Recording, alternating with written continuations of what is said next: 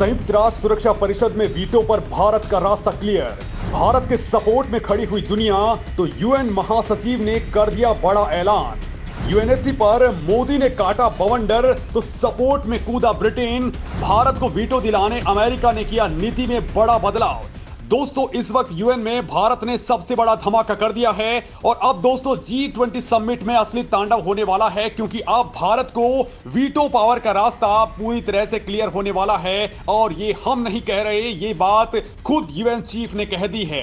और इस खबर ने दोस्तों चीन के माथे पर पसीना ला दिया है। इस खबर के बाहर आने के बाद से ही जहां भारत के हौसले बुलंद हो चुके हैं, तो वहीं चीन के हौसले पस्त हो गए हैं, क्योंकि यूनाइटेड नेशन सिक्योरिटी काउंसिल में केवल एक चीन ही है जो कि भारत की परमानेंट मेंबरशिप के खिलाफ है। तो दोस्तों, आखिर ऐसा क्या कह दिया है यूएन के महासचिव ने कि पूरी दुनिया में भारत को लेकर के जय जयकार होने लग गई है? और क्या G20 से पहले ही मोदी ने जो हुंकार भरी थी, अब उसका असली रिजल्ट सामने आ गया है?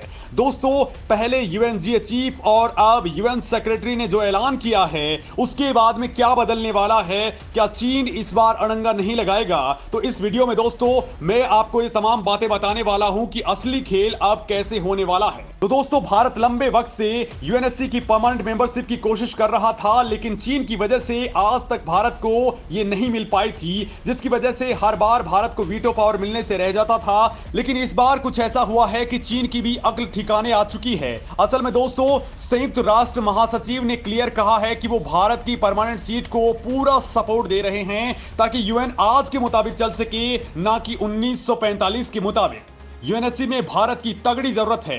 दोस्तों, यूएन महासचिव एंटोनियो गुटरेस के प्रवक्ता स्टीफन डुडारिस ने यह बात जकार्ता में आयोजित आसियान भारत शिखर सम्मेलन के दौरान कही है, जिसमें प्रधानमंत्री मोदी ने शिरकत की है। दोस्तों, यूएन महासचिव ने भारत को लेकर के जो बयान दिया है, उसने पूरी दुनिया में बवाल काट डाला है, क्योंकि इससे पहले यूएनजीए चीफ ने भी भारत को लेकर के कुछ ऐसा ही बड़ा बयान दिया था। उन्होंने कहा था कि जब यूएनएससी बनाया गया था, उस वक्त भारत सबसे बड़े देशों में नहीं था, लेकिन अब भारत की गिनती दुनिया के सबसे पावरफुल कंट्रीज में होती है। आज भारत एक पावरफुल कंट्री है और ऐसे में भारत को यूएनएससी का परमानेंट बनाए जाने का सही वक्त है। इसके साथ ही उन्होंने कहा कि यूएनएससी में बहुत ही जल्द सुधार किए जाएंगे। इतना नहीं, उन्होंने यह भी कहा कि भारत जनसंख्या, अर्थव्यवस्था, विज्ञान और प्रौद्योगिकी के मामले में तेजी से ग्रोथ कर रहा है। जिस तेजी से भारत विकास कर रहा है, जल्द ही वो एक महाशक्ति के तौर पर दुनिया के सामने होगा। दोस्तों, पहले यूएनजीए के अध्यक्ष और अब यूएन महासचिव के इस बयान से साफ पता चलता है कि भारत को लेकर के यूनाइटेड नेशंस की सोच किस तरह से बदल चुकी है। और सुरक्षा परिषद में भारत की परमानेंट मेंबरशिप को लेकर के अब यूनाइटेड नेशंस भी पॉजिटिव होने लगा है। वरना इतने लंबे वक्त से दोस्तों यूएनएससी में कभी भी भारत की परमानेंट मेंबरशिप की मांग को सीरियसली नहीं लिया गया। लेकिन इस बार भारत के रवैये को देखते हुए यूनाइटेड नेशंस घबरा चुका है और उसे समझ में आ चुका है कि भारत को हल्के में लेना ठीक नहीं है। दरअसल दोस्तों, भारत ने यूएन को चेतावनी दी थी कि यूएन में केवल बातचीत से कुछ नहीं होने वाला है। अगर सुधार नहीं किए गए तो फिर ये बातचीत 75 सालों तक खिंचती रहेगी। भारत ने क्लियर कहा था कि तारीख पर तारीख का नाटक तुरंत बंद कर देना होगा। अगर ऐसा नहीं किया गया तो फिर ये यूएन सबसे बड़े अवसर को गंवा देगा। अभी 2 दिन पहले ही चीन की करतूतों पर बरसते हुए संयुक्त राष्ट्र में भारत की स्थायी प्रतिनिधि रुचिरा कंबोज ने कहा था कि हमें एक ऐसी यूएनएससी की जरूरत है जो आज के यूएन की भौगोलिक और विकासात्मक गतिविधियों को दिखा सके, जिसमें अफ्रीका, लैटिन अमेरिका और एशिया के विकासशील देशों को मौका मिल सके। साथ ही चीन पर बरसते हुए रुचिरा ने कहा कि बिना कारण बताए आतंकवादियों को ब्लैकलिस्ट करने से रोका जा रहा है, जो यूएन पर ही सवालिया निशान लगा रहे हैं। दोस्तों, इससे पहले विदेश मंत्री एस जयशंकर ने कहा था कि भारत को यूएनएससी की परमानेंट मेंबरशिप से बाहर रखना इसकी विश्वसनीयता पर सवाल उठा रहा है। वहीं दोस्तों, ब्रिक्स शिखर सम्मेलन में प्रधानमंत्री मोदी ने यूएनएससी में सुधारों पर तगड़ा जोर दिया था और उसके बाद में G20 शिखर सम्मेलन से पहले प्रधानमंत्री मोदी ने यूएनएससी में सुधारों को लेकर के यूएन को जम करके खरी खोटी सुनाई है। क्योंकि दोस्तों, संयुक्त राष्ट्र सुरक्षा परिषद में सुधारों को बार बार टाला जा रहा है, लिहाजा मोदी ने बरसते हुए कहा कि अब ये रवैया नहीं चलने वाला है। 21वीं सदी में 20वीं सदी के मध्य का रवैया नहीं चलेगा। उन्होंने कहा कि संयुक्त राष्ट्र में इस बार सुधार होने चाहिए ताकि सभी पक्षों को प्रतिनिधित्व मिल सके। बड़ी बात तो यह है दोस्तों कि मोदी ने ऐसी वार्निंग दे डाली है जिसने सबके होश उड़ा दिए हैं, क्योंकि मोदी ने क्लियर कट कहा है कि यदि समय रहते इस दिशा में कोई कार्रवाई नहीं की गई तो फिर छोटे और क्षेत्रीय मंच अधिक महत्वपूर्ण आकार ले लेंगे। मतलब दोस्तों यूएन को तब कोई नहीं पूछेगा।